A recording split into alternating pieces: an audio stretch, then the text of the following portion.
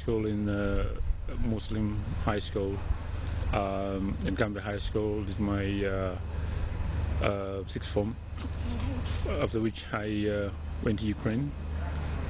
I did my basic medical training, from which I came back working at RVH for a while. Then went to Ghana.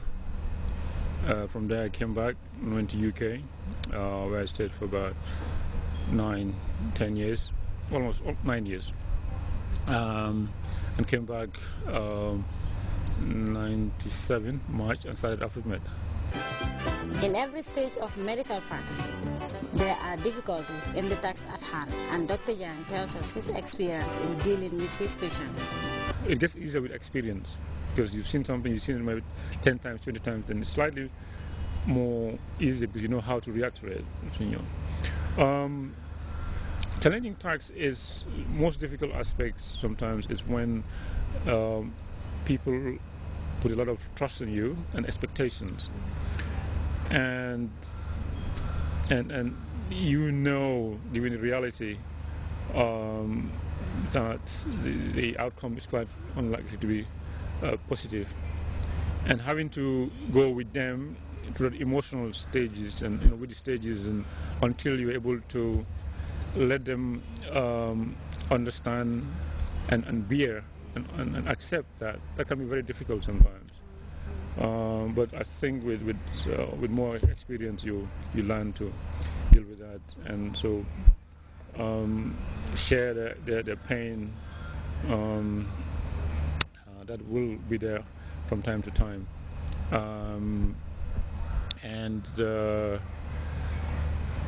because we are all human beings, and you never know what's going to happen tomorrow, because you could be in that same situation.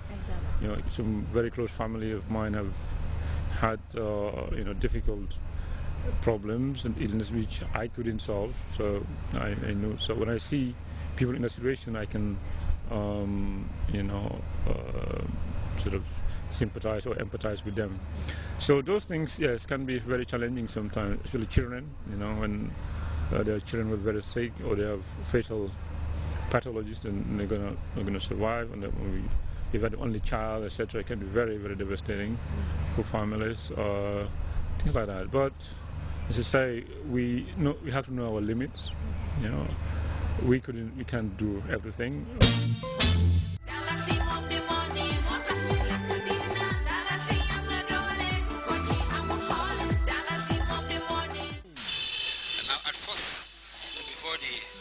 Arrival of the white man, Africans, use the barter system, in which, like a commodity is exchanged for another commodity. For example, if you have a length of cloth, then you exchange it for a basket of groundnuts. Or if you have like a basket of groundnuts, then you exchange it, for 2 baskets of rice. And now with the arrival of the Europeans, another form of currency, came into existence. For example, the cowrie shells, serve as a currency, for many, many years in this part of Africa. Like some type of beads also, serve as currency. But in the late 19th century, the first, type of money, as we know it today, the 5 French francs, was introduced to the Gambia.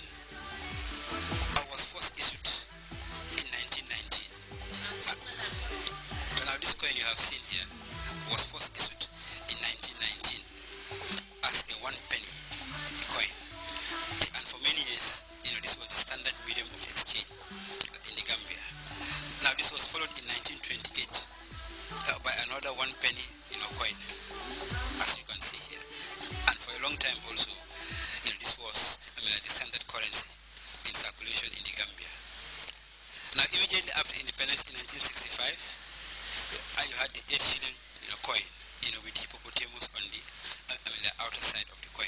Now this also, for many years, until 1971, was, like the standard currency.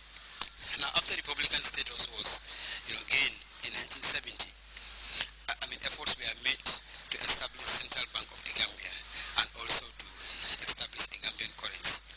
Now this came into operation in July 1971 with the Dalasi, okay, as we can see here, the note, and the small unit called the Putut, okay, and this was exactly about 40 years ago.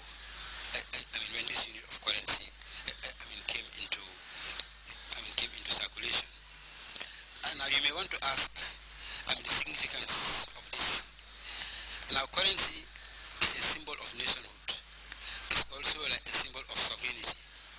Okay, so the fact that the Gambia, has been able to create its own currency, and has maintained it, for 40 years, that I think is a great achievement. Like for the Gambia, because as you may know, there are still, so many countries which still cannot have their own currency, or even if they have their own currency, this currency is still pegged, to that of their former, colonial masters, but, we should be proud to say that since 1971, we have, had our Dalasi and Putut, and we have been able to maintain this as a symbol of nationhood, and also as a symbol, of economic independence. So I think that's quite significant. Yeah, but since 1971, the Dalasi has undergone, so many changes. Now changes in format, changes in color, of the currency, of the notes, of the coins,